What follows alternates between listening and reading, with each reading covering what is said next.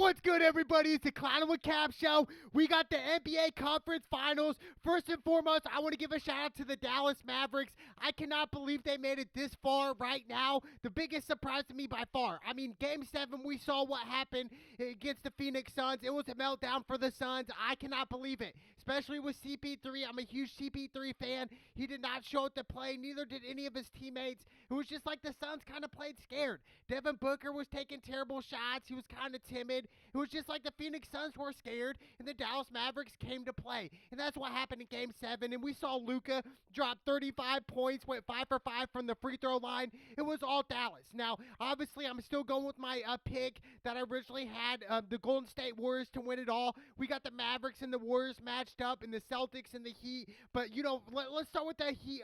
Let's start with the Mavericks and the Warriors. Obviously, the Mavericks, they have the momentum coming into this game. I just think they don't have enough bench. They really don't. And now, not necessarily saying that the Golden State Warriors have a great bench either. They really don't. But we look at the Golden State Warriors. They have the championship mentality. They've won championships with Steph Curry, Klay Thompson, and Draymond Green. They each all have 3 NBA champions. Championships. So to me, it's like, obviously, I'm going Warriors. And I think the difference maker, obviously, is Steph Curry and Klay Thompson's shooting. If they can shoot the lights out and continue to hit threes and live and die by the 3, I like the Warriors in 6. I think they're going to win in 6, maybe even 5. But I think, Andrew Wiggins, he's got to step up. The bench for the Golden State Warriors, they got to outplay the Dallas Mavericks bench. They have to do that. And I think that's going to be the difference. But I think, Steph Curry's going to do what Steph Curry does. And that's going to hit crazy, ridiculous threes. They're going to have to double team Steph. And if they do double team Steph, they have to worry about Klay Thompson. And let alone Draymond Green on the boards. And I'm not really worried about Draymond Green. He's that guy where he's gonna get you what he wants, right? He's gonna get you that dirty work. He's gonna dive on the floor. He's gonna box the guy out. He's gonna give rough fouls. And I think a lot of the NBA we see today where they just look at Draymond, and if it's a hard foul, it's already a flagrant 2. We saw that a couple weeks ago. It's just ridiculous. I just think the NBA is kind of softened up, and I don't think it's an advantage for Draymond Green the way the NBA is going. I just think it's really just gotten so soft. It's ridiculous, dude. It really is. But I think the Warriors, it's all day here. The Warriors, what do they have to do against the Mavs? They're going to have to stop Luka. Obviously, Luka, he's their main guy. And I think, let the other players beat you. Let Jalen Brunson beat you. Okay, he's nice. He's a good point guard.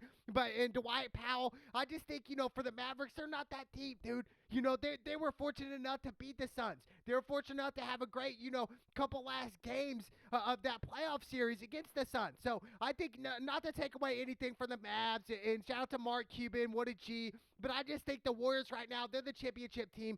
They're the team to beat. And right now, if I told you guys to throw $1 million down, I would still tell you to throw $1 million on Golden State Warriors to win it here. Why? Because of experience, because of three-point shooting. I mean, the Warriors have 3 NBA championships for a reason. Now, it's not a fluke, okay? They won in 2015, 2017, and 2018. It's not a fluke. And they won without Kevin Durant, their first NBA championship in 2015. Now, Andre Iguodala, I hope he comes back. A lot of people think he might be out for the rest of the season, which I still have hope there. I really do. I have hope that he will come back eventually. Who knows? Probably not. But I just think Steph and Klay Thompson, what they bring to the table, let alone what the rest of the NBA brings to the table, I just think these guys are legit. They're the Splash Bros for a reason. They can hit threes after threes, and I wouldn't be surprised if they come out in game 1, and this is going to be a high-scoring game. 214 and a half is the over-under in this game, and I'd probably tell you to go with the over. I think that game 1's going to be a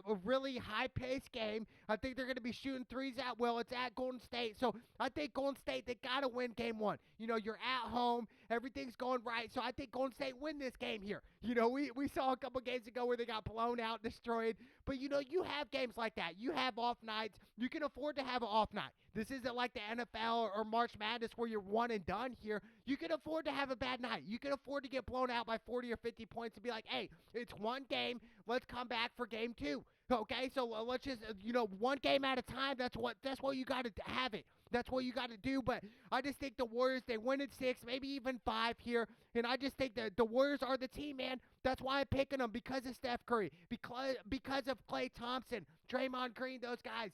And I expect, Andrew Wiggins to step up here. We saw the dunk a couple weeks ago. I think Andrew Wiggins is so naturally gifted, dude, and I don't even think he realizes it, how quick he is, how good defensively he can become.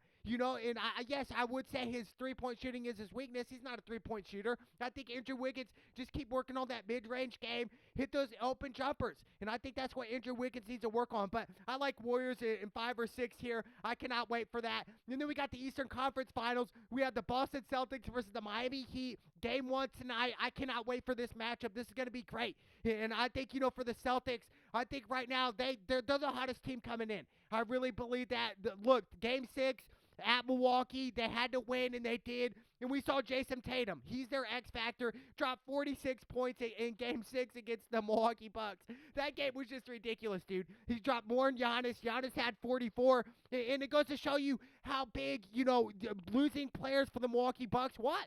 Losing Chris Middleton was huge. And that was the difference there. And I believe that's why Boston came back and won. And then you got Jalen Brown, dude. He's balling out. He had 27 points in Game 3 against the Bucks. He's a little streaky. I just think for Jalen Brown here, if I'm the head coach, I'm telling Jalen Brown, take more shots, dude. Take more shots.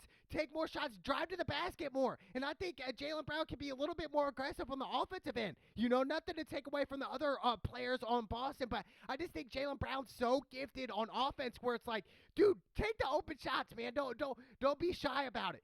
There's some games where he likes to pass it off, but I just think if he plays a little bit more aggressively, I think, he can really go over the top. So shout out to Jalen Brown. And then Marcus Smart, I think he's the X factor of this series. Why? Because defensively as well. Obviously winning Defensive Player of the Year. I think, Marcus Smart, he's so good, dude, on both ends. He's low-key nice on the offensive end as well. I just think Marcus Smart right now, he's questionable with that sprained foot. I think, if Marcus Smart is out, I'm definitely going Heat in Game 1.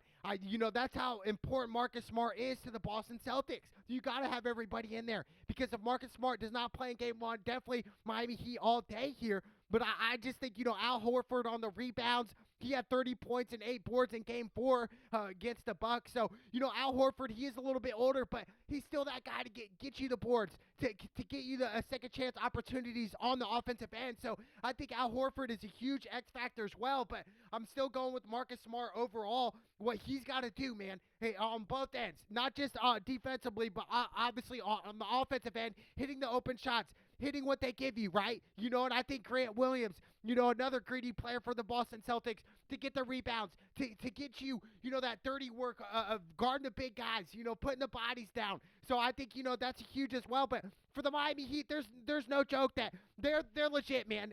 Tyler Hero, 20-plus points a game coming off the bench. That is huge for the Miami Heat, man. I'm telling you what, dude, the Heat, they can really win this series. They can, and I think this series is going to go 7 games. It's just so evenly matched, in my opinion. Then you got Jimmy Buckets, Jimmy Butler, dude. He's balling out. He had 40 points in Game 4 against Philly, and obviously, that's nothing new with Jimmy Buckets, but we're talking about the Philadelphia 76ers here. We're talking about James Harden, dude. Overrated, washed up, dude. He's done. And then you got, Victor Oladipo coming off the bench. You got Bam, dude, another big body for the Heat.